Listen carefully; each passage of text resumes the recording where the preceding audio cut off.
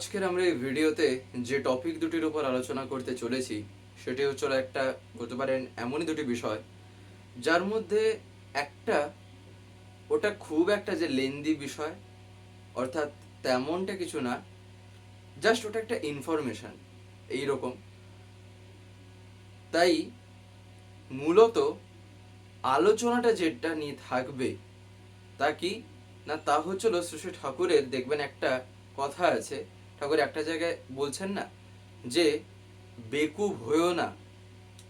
কোথায় কি বলেছেন না বলেছেন আর এই কথাটার মানেই বা কি, আজকে আমরা এই আলোচনার মাধ্যমে মূলত সেই বিষয়টাই জানার চেষ্টা করব। যেহেতু যে এই ভিডিওগুলো হয়, আলোচনাগুলি যেহেতু আসে, তাই একটা ইনফরমেশনও যেহেতু এটা অনেকের জানা চাই, জানা দরকার, তাই ভাবলাম এই আলোচনার মধ্যেই সেটা আপনাদের জানিয়ে দেওয়ার, তাই আর একটা কথাও রেখেছি।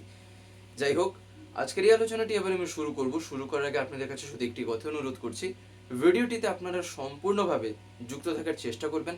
আশা করি আজকের এই যেই দুটো টপিক, দুটো কথাই আপনারা এই আলোচনার মাধ্যমে তা শুনতে পারবেন। ঠাকুর তার জীবনে যখনই তিনি বলতে পারেন নররূপে যতদিন তিনি লীলা করেছেন, তিনি তার সম্পূর্ণ জীবন দিয়ে যে জিনিসটাকে আমাদের সামনে দেখিয়ে দিলেন তা কি না, তা হচ্ছিল একটা জীবন কি করে ছোট থেকে আস্তে আস্তে বৃদ্ধিপ্রাপ্ত হয়, বড় হয়। একদম সহজ কথা যদি আমরা বলি না, তা হচ্ছিল এটাই। যদি কেউ জিজ্ঞাসা করে তোমার ঠাকুর এসে কি করলেন, তোমার ঠাকুর কি এমন করেছেন যেটা আমার জানা চাই, তোমার জীবনে কেনই বা তুমি তাকে ধরেছো, তিনিও তো একটা মানুষ হয়ে এসেছেন, তুমিও একটা মানুষ হয়ে এসছো, তাহলে তিনি এমন কি এক্সট্রাঅর্ডিনারি যা তোমার মধ্যে নেই, যার ফলে তুমি তাকে ধরেছো? যদি এই প্রশ্নটা করে, তাহলে আমি তখন উত্তরে কি বলতে পারি? এইরকম ভাবে যদি বলে, তখন সহজ কথায় যদি বলা যায়, তা হচ্ছিল এটাই যে আমি তাকে ধরে বাস্তবে যা শিখি তা হচ্ছিল জীবন চলনা। সহজ এক বাক্যে যদি বলা হয়। এবারেও যদি জিজ্ঞাসা করে যে কি এমন শেখো জীবন চলনা, সে তো তুমি নিজেও শিখছো তোমার জীবনে। যত দিন যাচ্ছে, যত সময় যাচ্ছে, তোমার জীবনে এক একটা শিক্ষা আসছে। এইখানেই আসে হচ্ছিল ঠাকুরের কথাগুলি। তখনই বলতে হয় যে বাস্তবে আমি আমার ঠাকুরকে ধরে আমার জীবনটা কেমন সৎ পথে থাকতে পারে আমি সেইটা শিখি। এইখানেই জীবনে কেন সৎ সঙ্গের প্রয়োজন, কেন সেটা দরকার, কেন অসৎ সঙ্গটা আমার জীবনটাকে বিধ্বস্ত করে তুলতে পারে, এইটাই হচ্ছে হলো বলতে পারেন এমনই একটা সময়, এমনই একটা জায়গা আলোচনা করার মতন, যেখানটায় সামনের জনের মনটা এমনভাবেই তখন ভেসে উঠবে, সে নিজের জীবনটাকে তখন দেখতে পাবে। এইখানেই তাই বলতে হয় যে আমি আমার ঠাকুরকে ধরে বাস্তবে প্রত্যেকটা মুহূর্তে সেই সৎ সঙ্গটা পাই, যার ফলে আমার জীবনে আমার যত যাই হোক না কেন, আলটিমেটলি আমার জীবনের অধিষ্ঠ এমন একজন, যেখানে আমার জীবনে হাজার আবর্জনা থাকলেও আমি সেখানে পৌঁছাবো, সেটা তিনি বলেছেন। সে জিনিসের দায়িত্ব তিনি নেন। যেমন একটা যদি জলপ্রবাহ যদি আমরা দেখি, কিংবা ধরা যাক এমন একটা কিছু যেখান দিয়ে জল বয়ে যাচ্ছে, আর সেই জায়গাতে প্রচুর নোংরা আছে, জলের সেই বলতে পারেন কুল কিনারাগুলোয়। এবারে সেখান থেকে এই যে জলটা যে ফ্লো হয়, জলটা ফ্লো হয়ে আলটিমেটলি যেখানে যাচ্ছে সে কিন্তু সেখানে পৌঁছাবে। এবারে সাইডে যতই আবর্জনা থাকুক না কেন, দরকার পড়লে সে আবর্জনাকে নিয়ে সে তার কিন্তু গন্তব্যে ঠিক পৌঁছে যায়। আমার ঠাকুর হচ্ছেন তাই। আমার ঠাকুর কি না, আমার ঠাকুর জীবনে আমায় এই রকম করেই সেই দয়ার রাস্তাটা তিনি আমার জন্য আরো প্রশস্ত করে দেন। সেইখানে তিনি আমার হাজার ভুল থাকা সত্ত্বেও, আমার হাজার হাজার কর্মফল থাকা সত্ত্বেও, তিনি সব কিছুকে তিনি তখন নিজের মাথায় নিয়ে তিনি আমাকে তখন নিয়ে দয়া করে যেখানে পৌঁছানোর তিনি পৌঁছে দেন। এই কারণেই আমি আমার জীবনে ঠাকুরকে ধরেছি। আর এই কারণেই ঠাকুরকে ধরে আমি যেটা শিখেছি তা ছিল এই জীবনটা ছিল আমার নয়, জীবনটা ছিল তোমার। তাই সবচাইতে প্রথমে আবার যে জিনিসটা এখানে ধরতে পারলাম তা ছিল নিজের ইগোইস্টিক নেচারটা কি করে সাবলিমেশনে যেতে পারে, আমি সেটারও গল্প শিখলাম। আর এটার মাধ্যমে তখন কি হলো, আমার মনটা বিস্তারে গেল। আর বিস্তারী জীবন, বিস্তারী প্রেম, তাই না? এইরকম ভাবে লজিক্যালি একটার পয়েন্টের পর একটার পয়েন্ট এরকম এগিয়ে চলতে হয়। আর তুমি যে কথাটা বললে যে ঠাকুর ধরে তোমার এমন এক্সট্রা কি পাচ্ছ, কিংবা তার মধ্যে এমন কি এক্সট্রা অর্ডিনারি আছে যার জন্য তুমি তাকে ধরছো, যা তোমার মধ্যে নেই, যেটা তুমি চাইছো তার জন্য, সেটা ছিল এইটাই। তা না হলে আমার জীবনে যদি এতটুকু পান থেকে যদি চুন খসতো, তখন মাথায় আমার হাত পড়তো। কেন না, তার কারণ জীবনটা তখন কোন দিশায় যাবে, কোথায় যাবে তখন জানা নেই, মাথার উপরে সেই ছাদ নেই, তাই না?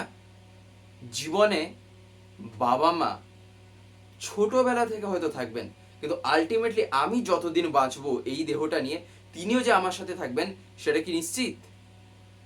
সেটা নিশ্চিত না। তাই এই কারণে কি করতে হয়, এই কারণেই যেটা করতে হয় তা হচ্ছিল বাবা মার ছত্র ছায়ায় যতটা সম্ভব নিজেকে স্ট্যান্ড করে নিতে হয়।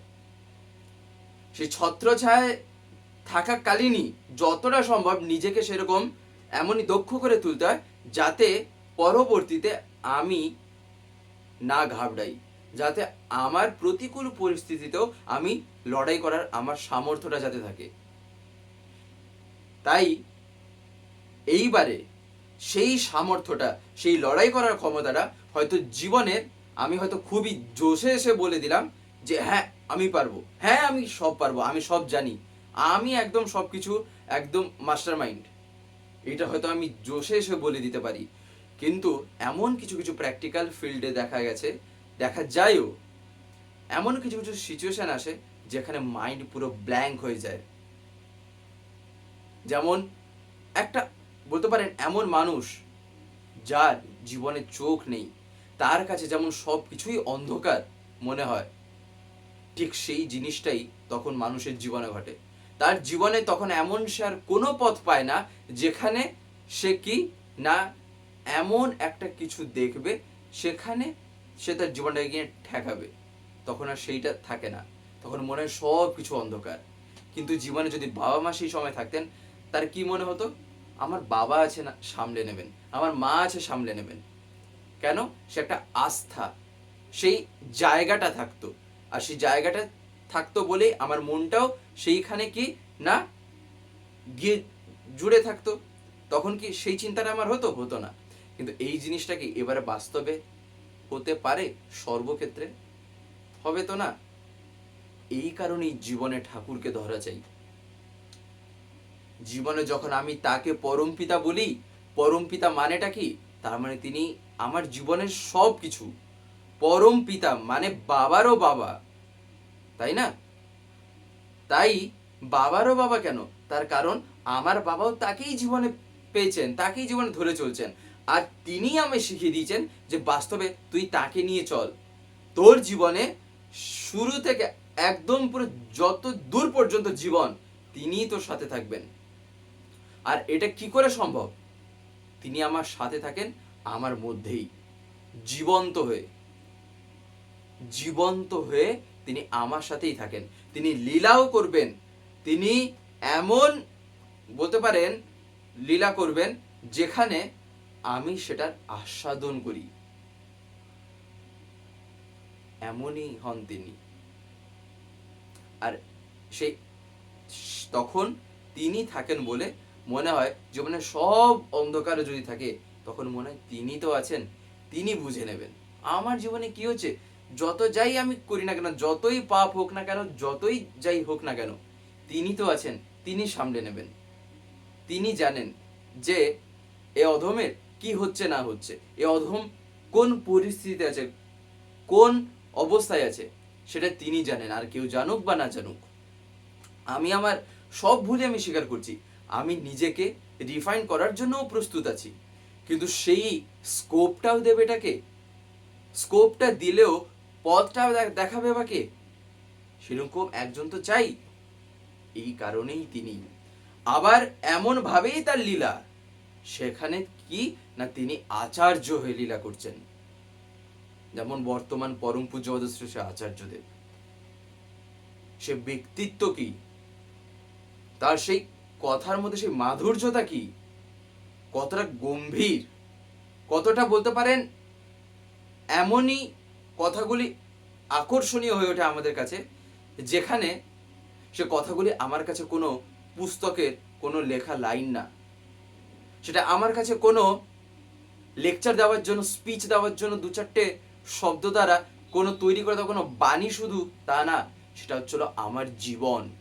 তার প্রত্যেকটা কথা তখন আমার জীবন হয়ে তখন দেখা যায়। তার প্রত্যেকটা কথার মধ্যে আমি আমার জীবনকে খুঁজে পাই। আমি তাকে ধরে এটাই পেয়েছি, আর এই কারণে আমার তাকে ধরা চাই।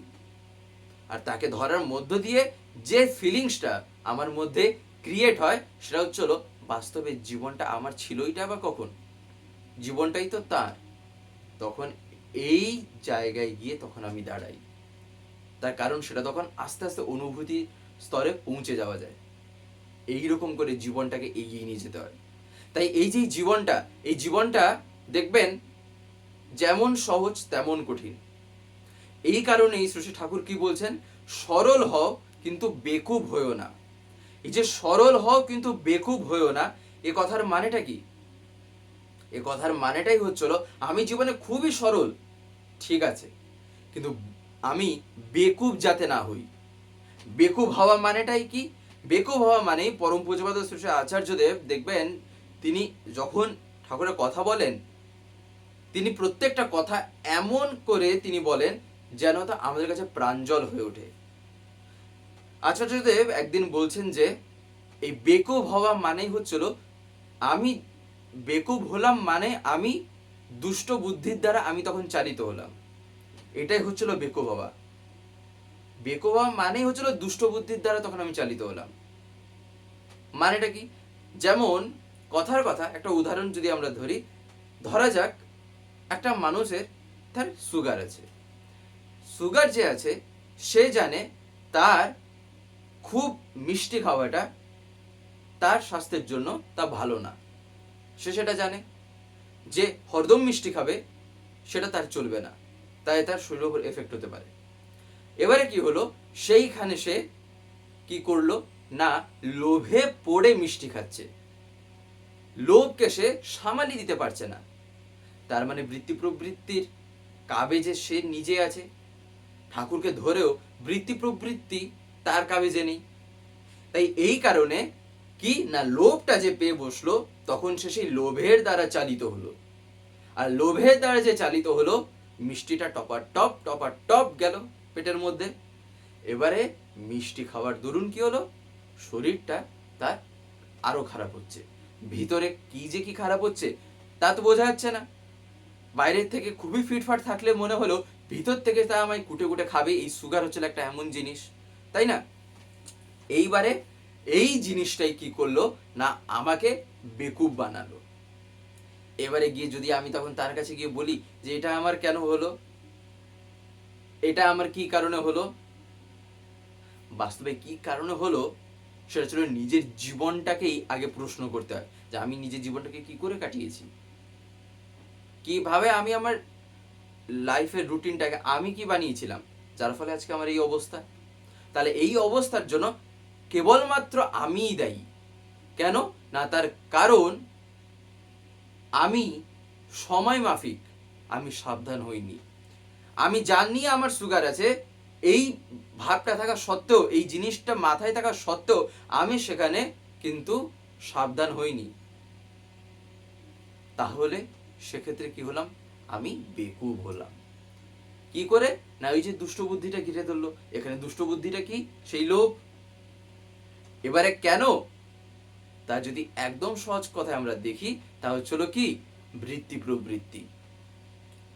লোভ তো বৃত্তি প্রবৃত্তির মধ্যেই আসে।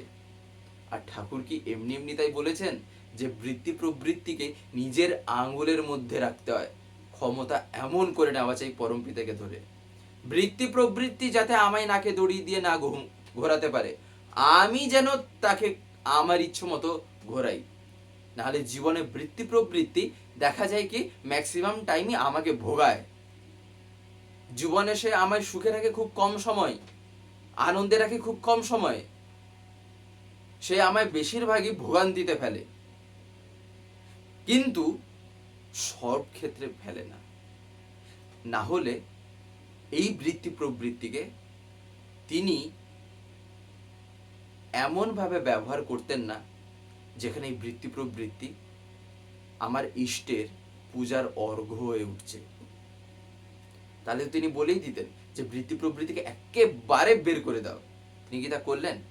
তিনি উল্টো আরো কি বলছেন, আমরা যখন জীবনটা পাই, জীবনটা পাওয়ার সাথে সাথে বৃত্তি প্রবৃত্তিটাও আমাদের এসে থাকে। তাই বৃত্তি প্রবৃত্তিটা যখন আসছে, তার জীবনে কোথাও না কোথাও একটা প্রয়োজন আছে, তাই না? এবারে সেই প্রয়োজনটা এমন ভাবে যেন আমরা ইউটিলাইজ করি যেন তার জীবনে বৃদ্ধিপ্রাপ্ত করে তোলে, আমাদের জীবনটাকে যেন আরো বাড়িয়ে নিয়ে যায়। কিন্তু বৃত্তি প্রবৃত্তির একটা টেন্ডেন্সি হচ্ছে হলো তা আমাদের জীবনে বেশিরভাগ ক্ষেত্রেই ডাউনফল নিয়ে আসে। বেশিরভাগ ক্ষেত্রে এই ওয়ার্ডটা খুবই কিন্তু এখানে মাথায় রাখা যায়। বেশিরভাগ ক্ষেত্রে ডাউনফল আনে, কিন্তু সব ক্ষেত্রে না। যদি সব ক্ষেত্রে হতো তিনি তাহলে বারণই করে দিতেন, কিন্তু তিনি তো বারণ করেননি। তিনি বলেছেন যেখানে যেমন প্রয়োজন নিজের ইষ্টের পূজার জন্য, তার সেবার জন্য বৃত্তি প্রবৃত্তিকে কাজে লাগিয়ে দিতে হয়। যদি তার পূজার জন্য যদি অর্ঘ্য হয়ে ওঠে না, সেই বৃত্তি প্রবৃত্তি তখন বলতে পারেন এমনই ফল দেখায় সেখানে তা আমার কিছুই করতে পারবে না, কিছুই তখন ওগুলো করতে পারবে না। কেন না? তার কারণ আমি খারাপ জিনিসটাকেও এমন কাজে লাগিয়েছি যেখানে তা আমায় একটা পজিটিভ রেজাল্টই এনে দিচ্ছে। এটাই হয় জীবনে, তাকে যখন আমি ধরি এই কায়দাগুলো তখন আমি শিখি। না হলে যত সব আগডুম বাগডুম চিন্তা ভাবনা, এটা করে দেবো সেটা করে দেবো, এই জীবনটার কি আছে, কেন ভগবান ঈশ্বর কেন এই সব কথা নানান রকম কেন চাই? বাবা শান্তিতে আছো, জন্মেছো, পড়াশোনা করো, বাড়ি ঘোরদোর করো, বিয়ে থা করো, টাকা পয়সা কামাও, বুড়ো হও, গল্প শেষ। এটাই ম্যাক্সিমাম লাইফের গল্প, এটাই ম্যাক্সিমাম লাইফের গল্প। আর এই কারণেই না, এই কারণেই দেখবেন একটা মজার কথা আপনাদের বলি, রিটায়ার হওয়ার পর পরম পূজ্যপাদ শ্রী আচার্যদেব বেশ কিছুদিন আগে আলোচনা করতে গিয়ে বলছেন যে এক দাদাকে, তিনি তখন এসছেন, প্রণাম করলেন।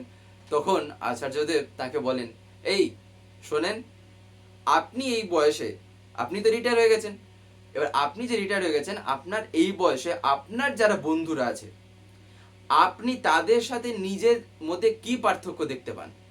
তখন সেই দাদাটি আচার্যদেবকে বলেন, হাত জোড় করে তিনি বলছেন যে আগে আপনার দয়ায় পরমপিতার কাজে নিজেকে এমন ভাবে যুক্ত রেখেছি, আপনি দয়া করে আমাকে এমন করে যুক্ত করে রেখেছেন যে যেখানে আমি একদম পুরো ফিট হয়ে আছি এই বয়সেও, কিন্তু আমার সাথেই যারা পড়াশোনা করতো, আমারই যারা কলিগ ছিল, তারা এখন বাড়িতে বিছানায় বলতে পারেন একদম পুরো শুয়ে আছে। কেন? এই রোগ ধরা গেছে, সেই রোগ ধরা পড়েছে, এটা হয়েছে সেটা হয়েছে, নানান রকম, যেগুলো বয়স হলে হয়তো একটু হয়ে যায়। তখন আচার্যদেব শুধু হাসেন, তার কারণ তিনি জানেন যে জীবনটার লক্ষ্যটা আলাদা কিছুই, জীবনের গল্পটা আলাদা কিছুই। আমরা বানাই এমন যেখানে জীবনটা জটিল হয়, তাই না? অথচ যেমন এই কথাটা তিনি নিজেই তখন তাকে বলছেন যে আপনার দয়া আগে ইষ্ট কাজে লেগে আছি বলে এখনো শরীরটা ফিট আছে, কিন্তু আমারই বন্ধুরা যারা আমার সাথে, যারা একসাথে আমরা রিটায়ার করেছি, সে এখন পুরো একদম শয্যায়, একদম বিছানায়, উঠতেই পারে না, উঠতে গেলে দুটো লোককে হয়তো ধরতে হচ্ছে। কেন না? তার কারণ রিটায়ার্ড হওয়ার পর শুয়ে শুয়ে ওই যে একটা থাকা, সেই অবস্থায় তখন মনে হচ্ছে জীবনে তার কিছু বাকি নেই, 60 বছর হয়ে গেছে, রিটায়ার্ড হয়ে গেছি, ব্যাস এবার আরাম করি। ওই আরামই জীবনে ব্যারামগুলোকে যত সব ডেকে এনেছে। তাই আরামটাও বয়স অনুপাতিক চাই, সেটা আচার্যদেব বলছেন কিন্তু বারবার। আরামটা বয়স অনুপাতিক যতটা সম্ভব চাই, কিন্তু যদি তার ওভারডোজ হয়ে যায়, আর ওভারডোজটা কি কারণে হয় না, আমি জীবনে মেন্টালি নিজেকে এমনভাবে প্রিপেয়ার করেছি যেখানে আমি রিল্যাক্স থাকার মুডে গিয়ে এমনই রিল্যাক্স হলাম যে আমার শরীরটাকে আমি ফিটই রাখতে পারলাম না, যার ফলে শরীরটা বসে গেল। এটাই হচ্ছিল হয়, তাই না? এই কারণেই তিনি তখন বলছেন। যেমন আরেকবার এক মা এসে তার জীবনে এরকম বহু কথা বলেন, তখনও আচার্যদেব তাকে জিজ্ঞেস করেন যে আপনার জীবনের লক্ষ্যটা কি? আপনি তো একটা জীবনে কিছু লক্ষ্য তো করে রাখবেন যে এইটা আমায় করতে হবে, এইটা আমার চাই, আর এই জায়গায় না পৌঁছানো পর্যন্ত আমার জীবনটাকে আমি যত যাই হোক না কেন একদম পুরো চলতেই থাকবো, সেখানে আমার কোনো থামাথামির কোনো সিন নেই। তো আপনার জীবনের কোন লক্ষ্যটা কি? তিনি তখন চুপ। কেন না, তার কারণ তিনি ছোটবেলা থেকে এমনই মেন্টালিটি নিয়ে বড় হয়েছেন, এমন ভাবেই হয়তো পরিবেশ থেকে না হয় পরিবার থেকে কোথা থেকে হোক, কিংবা হয়তো নিজে আস্তে আস্তে যত বড় হয়েছেন নিজের মতন করে একটা মন গড়া এমন কিছু তৈরি করেছেন যেখানে সেই মাটি হয়তো বুঝেছেন ছোট আছি, পড়াশোনা করবো, কলেজ যাব, তারপরে কি ভালো যদি চাকরি বাকরি হয় চাকরি বাকরি করবো, বিয়েটা হবে, সন্তান হবে, তারপরে সন্তান বড় যাবে, তার বিয়ে যতদিন না হচ্ছে ততদিন পর্যন্ত চিন্তা থাকবে, বিয়ে হয়ে গেলে এবারে শেষ। কি না, এবারে তো বৌমা চলে এসছে, এইবারে ছেলেকেও দেখবে, কিংবা যদি মেয়ে থাকে তাহলে কি না হয় একটা চিন্তা থাকবে মেয়েরই বিয়ে দিতে হবে, বয়স হয়ে যাচ্ছে, এসব নিয়েও আবার অনেক কথা আছে। তো যাই হোক, এই বয়স হয়ে যাচ্ছে মেয়েকে বিয়ে দিতে হবে, এই টেনশন, মেয়ের বিয়ে গেল, জীবনের মাথা থেকে একটা যেন মনে হলো এমন খুবই একটা নিজের এমন একটা কর্তব্য ছিল যেটা হচ্ছে আলটিমেট, আর জীবনে কিছু নেই, তখনই জীবনের রসদটা কমে যায়। এটাই হয়। এই কারণেই জীবনে কেন যে ঠাকুরকে ধরা চাই তার হাজার হাজার অ্যাঙ্গেল আছে যেখানে বুঝিয়ে দেওয়া যেতে পারে কেন জীবনে তিনি প্রয়োজন। এইগুলো ছিল তার মধ্যে দু একটা, যেহেতু এই প্রসঙ্গটা আসছিল তাই এই কথাগুলি এলো, না হলে কি আর কোনো দিক নেই যে কেন জীবনে ঠাকুর প্রয়োজন তা বলবো? বহু বহু দিক আছে, তাই না? যাই হোক, আরেকটা কথা যেটা আপনাদের বলার তা হচ্ছিল, আপনারা যারা প্রথম থেকে শেষ পর্যন্ত দেখেছেন তারা তখন শুনবেনই, আর যারা যারা এখানেই চলে এসেছেন ডিরেক্টলি একদম টেনে, তারা এখানে আপনারা এখন শুনতে পাবেন। তা হচ্ছিল পরম পূজ্যপাদ শ্রী শ্রী আচার্যদেব তিনি নিজেই এই কয়েকদিন আগে তিনি বলেছেন যে মে মাসের 2-3 তারিখ থেকে তিনি প্রায় 2-3 সপ্তাহের জন্য দেওঘরে কিন্তু তিনি থাকবেন না। আপনারা অনেকেই কমেন্ট করেন, দেখি মাঝে মাঝে চোখে পড়ে, অনেকেই জিজ্ঞাসাও করে থাকেন, একে অপরকেও জিজ্ঞাসা করেন, সেটাও দেখেছি, যার ফলে ভাবলাম যে এটা আপনাদের ইউটিউবেই বলে দিই, যাতে যারা যারা অন্তত শুনছেন যাতে কথাটা সবাই জানতে পেরে যান, তাই না? আপনাদেরও যদি কেউ জিজ্ঞাসা করে তখন আপনারা তা বলতে পারবেন। তাই দাদা এটা বলেছেন যে তিনি 2-3 সপ্তাহের জন্য মের 2-3 তারিখ থেকে কিন্তু তিনি বেরিয়ে যাচ্ছেন দেওঘর থেকে, তার কিছু কাজ আছে, সেই কাজের জন্যই কিন্তু তিনি দেওঘরে থাকবেন না। যাই হোক, আজকের এই ভিডিওটা এবার আমি এখানে শেষ করবো। শেষ করার আগে আপনাদের কাছে একটি কথাই বলবো, যদি আজকের এই ভিডিওটি আপনাদের ভালো লেগে থাকে তাহলে একটি লাইক করে দেবেন, সবার ভিতরে শেয়ার করে দেবেন, কেমন লাগলো নিচে একটি কমেন্টে লিখে জানাবেন, আর যদি চ্যানেলটিকে এখনো সাবস্ক্রাইব করে না থাকেন তাহলে অতি অবশ্যই চ্যানেলটিকে সাবস্ক্রাইব করে পাশের বেল আইকন প্রেস করে অল করে রাখতে একেবারেই ভুলবেন না, আর এরকম বিভিন্ন নতুন এবং ইন্টারেস্টিং ভিডিও সবার আগে পাওয়ার জন্য। জয় গুরু, বন্দে পুরুষোত্তম।